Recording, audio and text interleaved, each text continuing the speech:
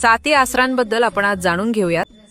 साती आसरा या महाराष्ट्रातील आणि विशेषतः ग्रामीण भागातील अत्यंत महत्त्वाच्या लोकदेवता आहेत. त्यांना जलदेवता किंवा पाण्याच्या देवी मानले जाते. साती आसरा म्हणजे 7 जलदेवता. परंपरेनुसार या 7 बहिणी आहेत असे मानले जाते. त्यांच्यासोबत अनेकदा अस्तपुत्र असतो. त्यांची नावे वेगवेगळ्या प्रांतात थोडीफार बदलू शकतात, परंतु त्या नेहमी समूहाने पूजल्या जातात. साती आसरांचे वास्तव्य प्रामुख्याने पाण्याजवळ असते.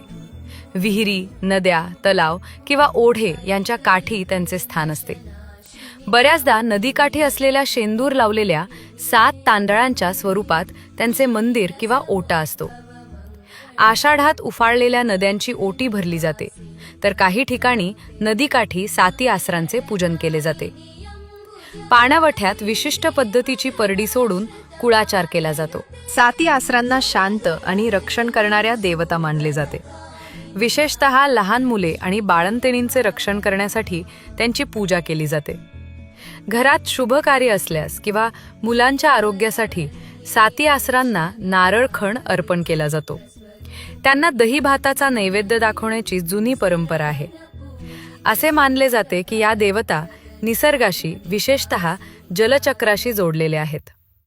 पूर्वीच्या काळी गावाची पाण्याची सोय जिथे असे तिथे या देवतांची स्थापना केली जाई, जेणेकरून पाण्याचा स्रोत सुरक्षित राहील आणि गावाला पाणी मिळत राहील.